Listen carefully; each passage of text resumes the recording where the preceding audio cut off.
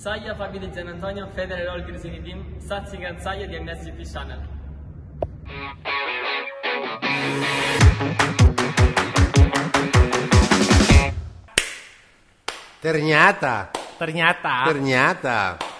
Ternyata dia post loh. Dia Siapa ya? Marquez. Dia post bahwa sesuai dengan postingan kita 2 hari yang lalu, itu benar. Matanya blur. Gara-gara Gegar otak, terus kena masalah dulu. Iya, matanya. Masalah lalu, matanya, dan dia sulit fokus. Bisa lihat 2 kali. Iya. Dan sangat bahaya. Makanya saya bilang gini, bro. Kenapa mau ambil risiko Honda? Bikin press release yang sangat ambigu. Ya, dan menggantung. bilang, oh nggak apa-apa, cuman gegar otak ringan dan dia akan oke. Tapi ternyata tidak. Karena mereka tahu dari awalnya bahwa masalah ini sebetulnya ada. Nah itu yang saya, ya apa adanya lah, karena sooner or later kita akan tahu lah. Aku kasihan lah. Dia benar-benar nggak beruntung tahun ini, tahun lalu, dan nggak tahu kenapa yang terjadinya semuanya kepada dia sekarang ini. Saya berharap bahwa cepat sembuh. Ya, saya berharap bahwa secepat mungkin bisa balik.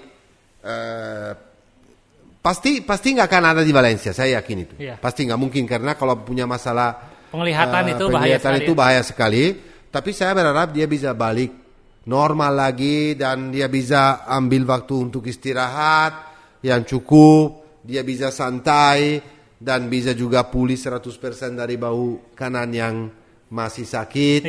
Dan saya berdoa supaya ini semuanya terjadi, karena aku nggak bisa bayangin kalau tidak ada Marc Marquez lagi di MotoGP. Betul. Dan saya nggak mau, karena saya tahu dia hebat banget. Saya tahu dia punya skill yang luar biasa. Dan saya perlu lihat dia tahun depan melawan Fabio Quartararo, Pecco Bagnaia. Dan saya juga berharap bahwa bisa pulih 100% seorang namanya yang Yamaha rider Franco Morbidelli bisa balik lagi. Dan semuanya mulai championship 100%. Karena tahun depan kalau semuanya ada, termasuk Marc Marquez, kita akan saksikan sesuatu yang sangat-sangat fantastis, bro. Betul. Bayangin aja, aku kasih tahu ya, Pecco Bagnaia lagi on fire.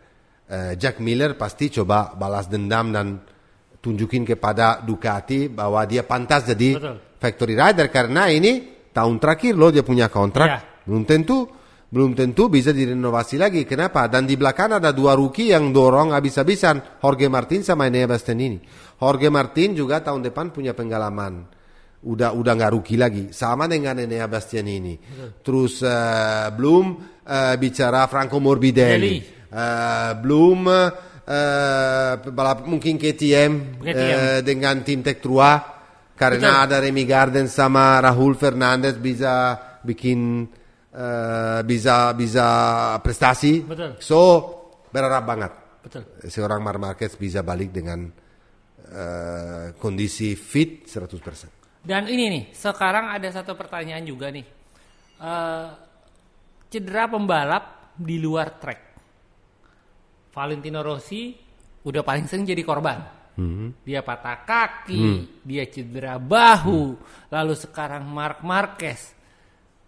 Menurut kamu wajar nggak sih kalau tim MotoGP itu meminta pembalapnya itu untuk memilih-milih olahraga apa sih yang harus mereka lakukan di luar track? Karena ini udah sering banget loh kejadian kayak begini.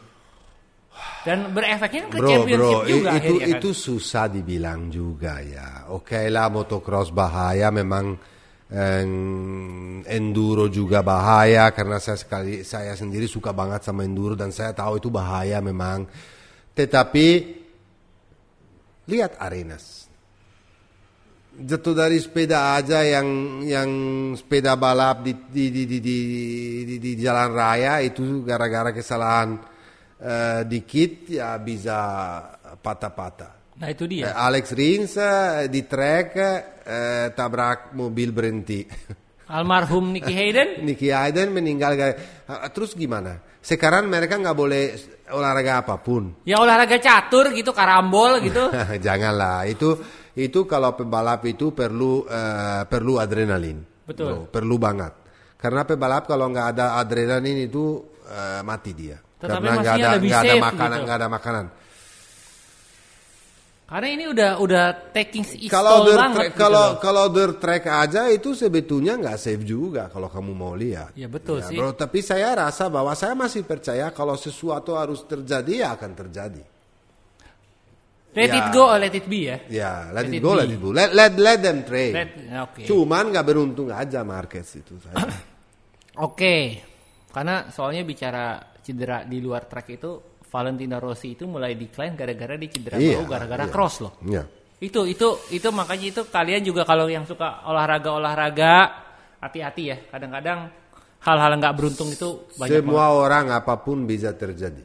Jadi semuanya hati-hatilah. Makanya kalau Matteo ngajakin saya cross saya nggak mau ikut, enduro saya nggak mau ikut, Kalau sepeda mountain bike aja dia nggak mau ikut. naik sepeda aja saya nggak mau ikut. Yang off road ya. Oh iya. Kalau on road mau ikut nggak? Nggak juga, saya di rumah aja udah. Kurang ajar. Ya jadi seperti itu. Dan topik yang kita tahan-tahan, seperti yang kita ketahui, rekan tim Andrea Dovizioso adalah seorang fenomena. Seorang fenomena yang sempat jadi runner up terhadap Alex Marquez di tahun 2014. Dia langsung ke MotoGP. Dia menang banyak di Moto3. Oh itu Jack Miller ya? Salah. Sorry salah. Dia itu juara dunia Moto3. Tidak. Oh itu kakaknya. Ya udah, Darren Binder. Pantes nggak sih dia langsung ke MotoGP dan efek ke timnya gimana pembalap seperti ini? Apakah dia akan berprestasi langsung atau dia akan menjadi pembalap tim San Mori kalau lagi balapan? Bro, gini. Itu bukan kesalahan dari dia sendiri. Kita harus juga belajar sedikit atau evaluasi apa yang terjadi. Kenapa Petronas ambil seorang dari Binder langsung dari Moto3 ke MotoGP? Karena udah dalam kontrak Kontrak bukan ke MotoGP tapi ke tim. No, dia punya kontrak ke tim untuk naik ke Moto2. Betul. Tapi gara-gara tahun ini Petronas itu nggak punya sponsor Petronas lagi dan mereka nggak punya budget untuk turunin motor-motor di Moto3, di Moto2 dan MotoGP seperti tahun ini. Dia itu ambil keputusan untuk cuman turun di MotoGP. Tapi karena ada kontrak dengan pembalapnya, ya dikasih kesempatan untuk balap di MotoGP. Itu benar atau tidak kita bisa berdiskusi, tapi itu bukan kesalahan dari Binder. Betul. Kamu bisa bilang, mungkin dari Binder bisa aja bilang aku nggak mau. Mana ada sih pebalap yang dikasih kesempatan untuk naik ke MotoGP bilang tidak mau? Kalau saya dikasih zaman dulu ya pasti ambil lah. Masa tidak ambil? Oke. Karena pebalap selalu terasa bahwa dia bisa. Betul.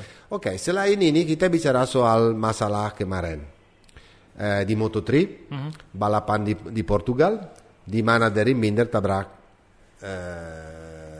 Foggia. Kesalahan dari Binder ada dua besar. Nomor satu karena dia selalu, bukan dari kemarin aja, kalau kita lihat sejarah, ya dia selalu di lap-lap terakhir sering jatuh atau tabrak orang. Betul. Sering banget tabrak orang. Apalagi aku masih ingat dia punya masalah besar dengan Canet, masalah dengan Bastianini, masalah dengan pembalapnya banyak banget karena dia sangat agresif. Sangat agresif dan sangat. Aku pernah bilang sama kamu, siapa yang pembalap di Moto3 yang bikin selalu masalah sebetulnya kita kenal semua. Acoba, Denis Oncu, Joan Masia, gampang lah. Gabriel Rodrigo sama Darren Binder. 5 orang ini semuanya anak-anak di Moto3 adalah anak muda dan punya adrenalinnya tinggi dan normal karena mereka muda. Tapi 5 orang ini sering banget dapat sanksi, sering banget dapat long lap penalty, sering banget bikin masalah di Moto3, sering banget. Jadinya kemarin fatal. Karena kalau kita bisa bilang bahwa itu adalah satu strategi dari KTM supaya Pedro Acosta bisa jadi juara dunia tidak juga, karena juga. dari Binder itu naik ke Honda loh. Ya timnya beda dan dia nabrak pembalap Honda juga. Iya, pembalap Honda juga. Seharusnya kan kemarin di Moto3 ya, di paddock ada gosip bahwa KTM bikin tim sama semua pebalap KTM dari tim-tim yang lain tapi yang bawa motor KTM supaya mereka bisa pelindungi Pedro Acosta. Tapi sebenarnya itu nggak terjadi. Nggak terjadi. Kalau saya lihat kemarin race-nya sangat sportif. Ya, bisa dibilang selain kesalahan dari Darin sendiri. Kalau Darin Binder kemarin memang salah. Dia kencang banget di tikungan itu. Kalau nggak ada Dennis Foggia yang lagi belok, dia pasti lurus. Dia pasti keluar dong, bro. Iya. Karena terlalu kencang, lihat nggak dari kameranya. Betul. Dan dia tuh nggak tikun. Tidak bisa nikung, tidak dapat rem bisa. juga udah nggak dapat. Dia tuh lurus. Sementara Dennis Foggia sudah masuk tikungan. Itu kesalahan pertama. Dia itu menurut saya tidak pantas sebetulnya naik di MotoGP karena dia sangat bahaya. Dan sering sekali bikin kesalahan yang fatal. Dan di MotoGP itu nggak bisa main loh, bro. MotoGP itu adalah motor yang sangat kencang sekali. Kalau kamu sembarangan, itu bisa fatal sekali. Dan pebalap-pebalap yang lain bisa marah banget, bro. Tahu lah, kelas MotoGP itu beda, kelas pro. Dan di MotoGP seharusnya kamu sampai ke sana sesudah menang, sesudah juara, sesudah lewatin kelas yang di bawah dulu. Ya. Menurut saya yang salah juga peraturan, bro. Yang salah juga FIM sama Dorna sebetulnya. Sorry to say that. Seharusnya mereka bikin, menurut saya ya, itu pikiran saya, semacam super license. Sama kayak di Formula One. Super license ini di mana kamu dapat untuk main di kelas utama, cuman kalau kamu berprestasi. Atau dan setiap kali berprestasi kamu dapat nilai. Kalau udah dapat nilai sekian, berarti kamu baru punya kesempatan untuk naik di kelas utama. Seharusnya lakukan itu. Berarti kesalahannya dari Binder sendiri tidak ada sama sekali. Untuk naik kelas ya? Tidak ada sama sekali, bro. Kesalahan dari tim Petronas mungkin ambil dia langsung, itu iya benar. Kesalahan dari Dorna sama FIM karena peraturannya kurang ketat mungkin iya. Tapi mungkin dari masalah ini kan akan mereka keluar dari peraturan baru dan belajar dari masalah ini. Kadang-kadang manusia juga begitu, bro. Kita semuanya belajar dari kesalahan. Betul. Nggak bisa juga selalu poin Dorna ini ya itu ya ini. Saya berharap, saya orangnya sangat positif bahwa Darin Binder belajar dari semua masalah ini. Karena kasihan juga, bro. Semuanya juga nyalain dia lah, nggak pantas lah, jelek lah, inilah itu. Sama dengan Quartararo dulu, jangan salah. Quartararo semuanya bilang marah-marah nggak pantas naik dapat seatnya di Petronas, tapi dia jadi juara dunia. Nah itu dia kan. Ya makanya saya bilang ini, oke lah, Darin Binder salah. Kesalahan nomor 2 besar dia apa, bro? Langsung ke pedoknya Dennis Foggia dan minta maaf. Orang lagi panas-panasnya dia datang. Tunggulah bentar lah, biar 1 hari 2 hari habis itu kamu tulis atau apa atau katamu lah minta maaf boleh. Dia tahu sendiri dia salah. Tapi waktu dia masuk di pedok semuanya marah-marah dan sangat wajar. Ya wajar. Ya itu kesalahan nomor 2 dari dia sebetulnya. Dan kenapa saya marah sedikit sama Darin sebetulnya. Bukan karena Foggia orang Italia dan dia lagi. Foggia itu kemarin luar biasa, bro. Foggia itu luar under pressure juga loh, bro. 21 nilai ketinggalan dari Pedro Acosta, dan Pedro Acosta kemarin show kepada semua dari FP1, FP2, FP3, dari World kecuali kualifikasi bahwa dia punya pace yang sangat kencang sekali. Ya. Jadi untuk Dennis itu, kenapa Dennis sebetulnya punya speed? Kamu lihat nggak? Tim Leopard itu kerja sangat bagus. Betul. Kenapa motor di lurusnya Dennis Foggia itu tanpa slipstream dia bisa jauh sendiri. Betul. Tapi Foggia sendiri ngambil keputusan untuk kabur sendiri. Dia maunya tetap di situ fighting karena dia tahu bahwa sebetulnya Pedro Acosta punya speed untuk jadi runner up atau untuk menang. Jadi dia mendingan fight sampai last corner untuk menahan istilahnya memberi kesempatan pembalap yang lain menjadi gap di antara mereka kan. Atau mengatur pace. Berharap bahwa Pedro Acosta sendiri under pressure bikin kesalahan. Iya. Cuman itu biasa berharap. Kalau dia langsung lari sendiri, Pedro Acosta juga nggak punya pressure dari siapapun. Dia selesai nomor 2 udah cukup. Aman. Benar nggak? Betul. Jadi strategi dari tim Leopard dan strategi dari Dennis Foggia sendiri, balap meskipun bahaya dan balap di grupnya itu sangat benar. Sayang sekali seorang dari Binder rusakin party. Bukan rusakin party kepada penonton, kepada kita. Betul, aku marah karena rusakin party saya. Nggak puas, aku ya? lagi tunggu last lap antara dua orang ini. Yang dua-duanya sebetulnya pantas jadi juara dunia. Karena satunya Pedro Acosta rookie dan dia luar biasa selama 1 tahun. Dan satunya lagi dapat 6 series dia nggak pernah jatuh. Tapi selain itu podium terus. Dan dia itu fighting and attacking terus. Saya berharap bisa tunggu lap terakhir besok untuk lihat. Begitu selesai. Ya udah, kelar. So, kalau dibilangin menurut Pak Matteo gimana dari Binder salah nggak? Ya salah lah, semuanya juga lihat ditanya lagi. Salah lah, kelihatan banget kemarin. Ada yang bilang kemarin saya baca enggak karena sebetulnya dia tahan mau proteksi siapa sih? Ya mau proteksi itu pengaman. Mau pengaman siapa? Ya apa yang diamanin kan kita nggak tahu. Amanin siapa dia? Dia Dia nggak amanin siapapun dia. Diri sendiri. Jangan salah. Kalau seorang seperti dari Binder yang sangat bahaya pindah dari Moto3 ke MotoGP, kesalahannya juga apa?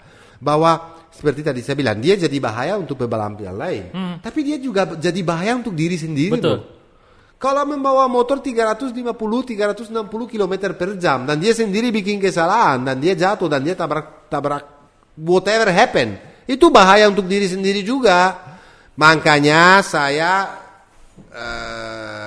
pikir bahwa bagusnya adalah semacam super license, sama seperti di Formula 1 dengan di mana kamu dapat nilai sesuai dengan prestasi, dan kalau nilai itu misalnya udah sampai 100, udah punya super license untuk kalau ada yang tawar kamu bisa langsung pindah di sama kayak di Formula 1 juga. Formula 1. Dan setuju nggak kira-kira? Setuju.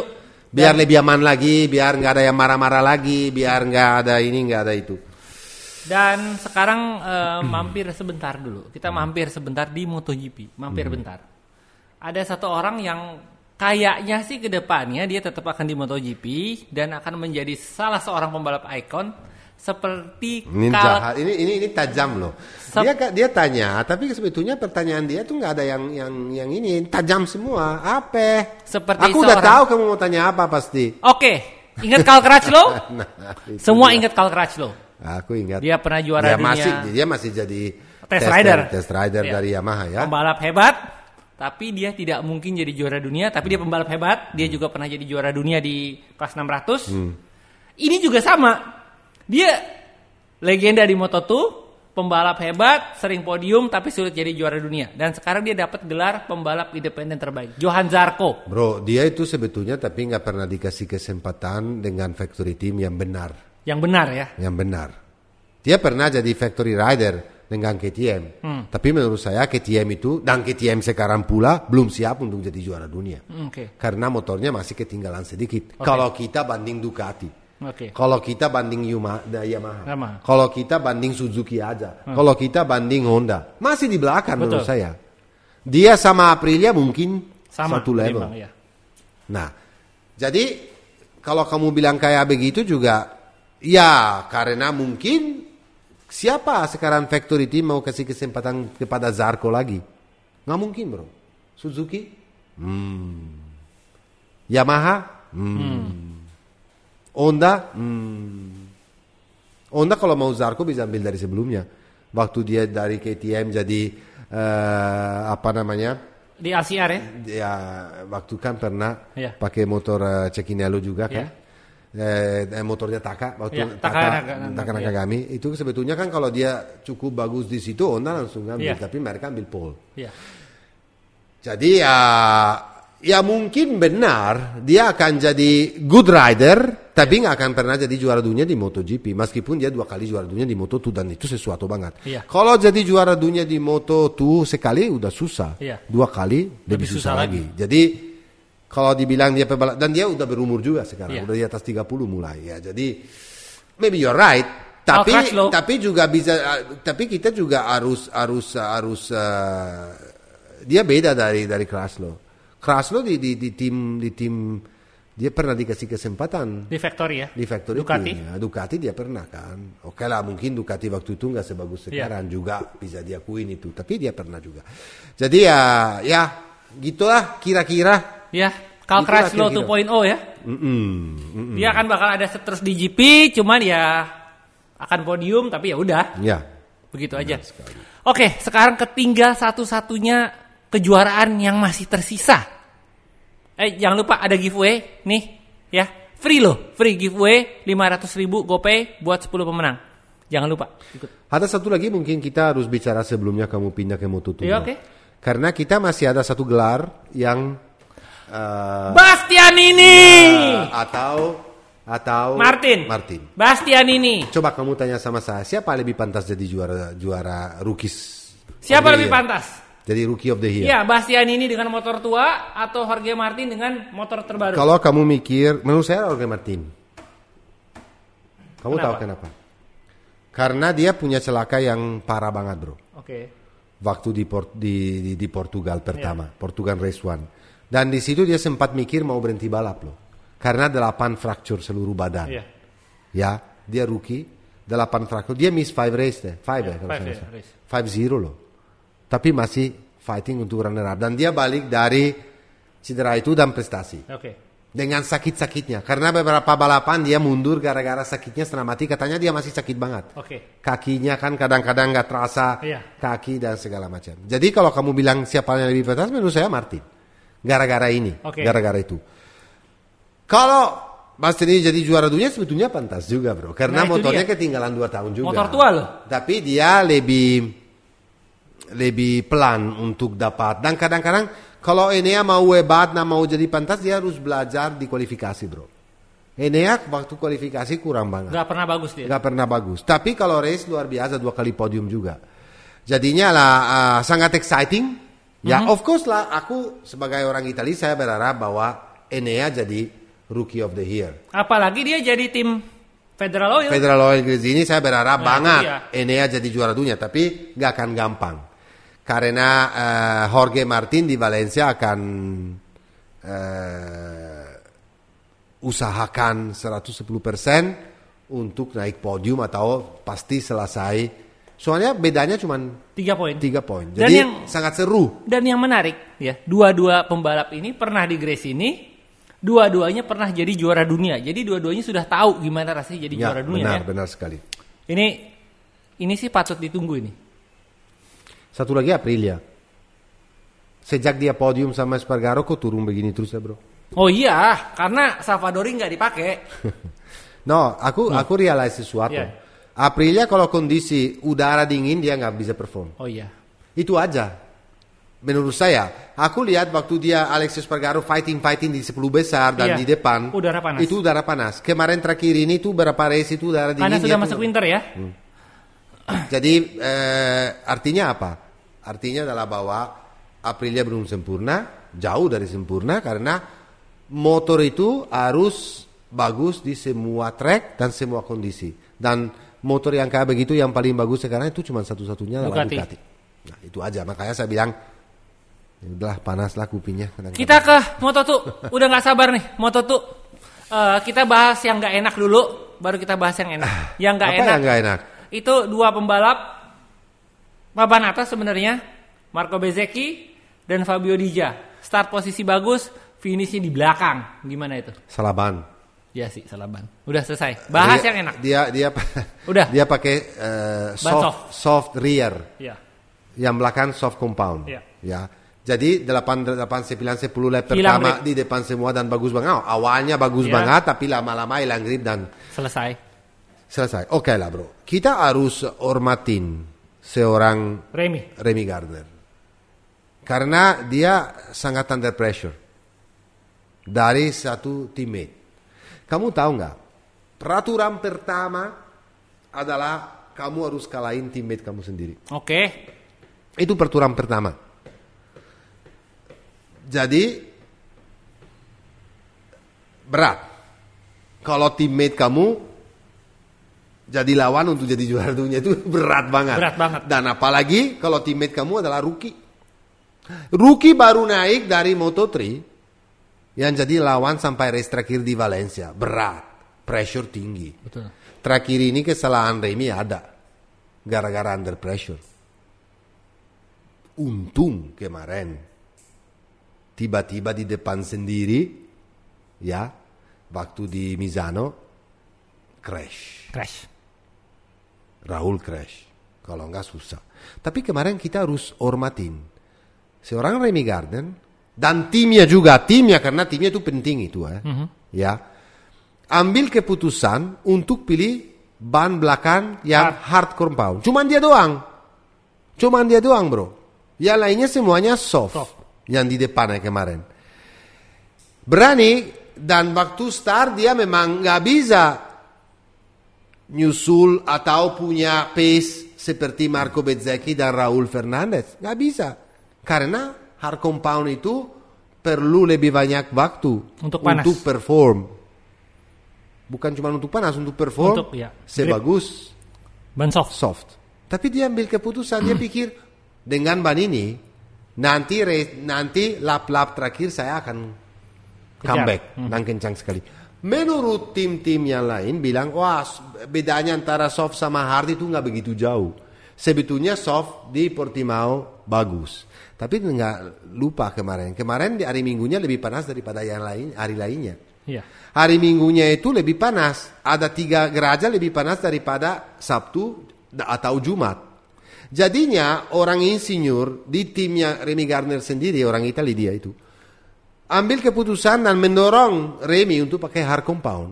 Dan kamu jangan salah, Remy itu adalah orang yang selalu, kalau kamu season ini kamu perhatikan, dia itu dari free practice selalu kerja keras sekali supaya lap-lap terakhir motornya bisa perform. Dan kalau kamu lihat historinya dia, sejarah dia, lap-lap terakhir dia selalu punya best lap.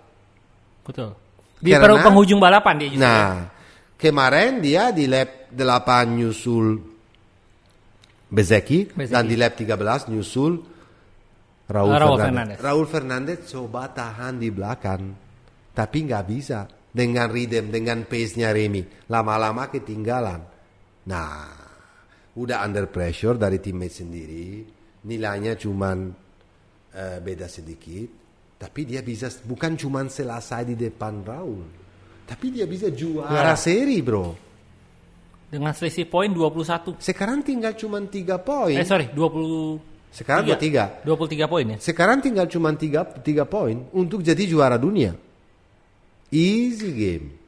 Meskipun never say never di racing, kamu tahu. Iya. Tapi dia selesai urutan 12-13 saja udah jadi juara dunia. Dan aman. Raul Fernandez tidak punya pilihan lain dari jadi nomor 1. Kalau Remy nggak peduli mau nomor 4, nomor 5, kayaknya dia jadi nomor 6, nomor 7 itu gampang. Bahkan asal posisi top 10 udah aman. Yang penting dia nggak jatuh. Itu dia. Meskipun pasti yang mau jadi juara dunia pasti pengen selesai di atas podium, karena menselebrasi di atas podium kemenangan championship itu beda daripada selebrasi di pit. Betul. Meskipun pentingnya jangan jatuh. Kalau nggak bisa naik podium juga nggak apa-apa. Sama kayak Quartararo kemarin. Nggak apa-apa. Waktu di Misano dimasukin kayak setan oleh Bastian ini. Dia kaget kan hampir jatuh. Jadi dia bilang, aku pengennya sebetulnya selebrasi di atas podium. Tapi kalau nggak bisa ya siapa peduli. Aku juga selebrasi juga karena jadi juara dunia. Jadi saya rasa meskipun saya salah prediksi, karena saya yakin bahwa kemarin sebelum Misano aku yakin bahwa aku yang bener. Ya, aku yakin bahwa Raul bisa jadi juara dunia. Tapi dia bikin kesalahan, sayang sekali. Tapi kalau Remy jadi juara tahun ini dia pantas banget ya. Pantas juga ya, karena dengan pengalaman, dengan belajar sabar, karena dia sebelumnya nggak sabar loh. Sekarang dengan tim, makanya balik lagi kepada tim. Dia punya satu tim yang berpengalaman, yang bagus banget seperti Aki Ajo, yang bisa kasih dia tenang supaya dia bisa jadi juara dunia. Meskipun belum selesai. Never say never, bro. Kita tunggu sampai race terakhir apa yang terjadi, karena apapun bisa terjadi. Terjadi. Siapa tahu Remy jatuh dan Raul juara. Raul nggak punya pilihan, tetap harus jadi menang dan nggak gampang. Kesulitan dan kesempatan dia untuk jadi juara dunia sangat kecil. Tapi sampai kecil ini masih ada. Kita harus berharap bisa menang. Oke, sekarang prediksi Moto3 dulu siapa ya? Udah nggak penting sih. Sebelumnya satu lagi ya, kita harus bicara soal Sam Lowe sedikit ya. Oh iya, Sam Lowe. Kemarin dia hampir tangkap. Kalau kemarin dia bisa, kalau ada satu lap lagi atau setengah lap lagi. Iya, setengah lap. Dia kesusul Raul. Kalau dia udah kesusul Raul, Remy udah juara dunia. Tapi ya saya berharap bahwa Sam belajar dari tahun ini sekali lagi dan konsisten. lagi supaya siapa tahu tahun depan dia bisa balik fight untuk kejuaraan lagi. Oke. Prediksi untuk Valencia nggak gampang. Moto3 nggak gampang bro. Aku ini asal-asalan ya. Iya, Karena orang selalu salah ya kan hari ini jauh-jauh aku suruh prediksi ini namanya ramal. Aku belum tahu di free practice mereka kasihnya gimana, di kualifikasi gimana, punya pace-nya bagaimana, nggak belajar dari statistik dan segala macamnya. Lo lagi. Nomor 1 Denis Foggia. Kedua Sergio Garcia. Ketiga Pedro Acosta. aku Venati pasti. Kedua John V. McVie. Biar dia kan mau naik kelas juga. Ketiga kan? dari Binder. Enggak boleh dong. Dia harus naik kelas dengan sempurna. Oncu dia balik lagi. Oh dia balik. Oh, dia udah balik. Mentalnya mungkin jatuh. Ya kan kita nggak tahu. Never say never. MotoGP dulu. Loncat. MotoGP. Valencia bukan track Ducati. Iya. Valencia Ducati struggle banget dari dulu. Yes. Jadi kalau dia udah naik podium itu sesuatu banget. Jadi nggak akan pilih Pecco Bagnaia kali ini saya. Tapi Stoner pernah podium loh di situ. Sering. Beda Ducati lah. Nomor 1. Asumsi Marquez nggak balap ya? Marquez nggak balap. Dia udah Marquez nggak balap. Iya. Nomor 1 Fabio. Kedua. Karena di situ kuat banget. Mir. Ketiga. Rins. Wow. Berat kayaknya. Berat. Susah sih. Pertama, aku pegang Mir. Kedua, aku pegang berat. Enea Bastianini. Ketiga, Valentino Rossi. Ya kacau deh. Haleluya. Moto2. Ayo, Moto2. Raul. Kedua.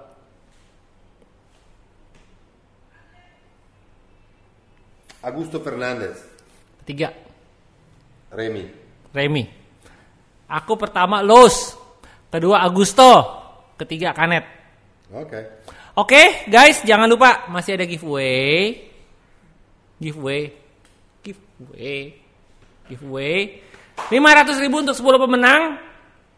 Langsung aja subscribe channel ini. Oh iya.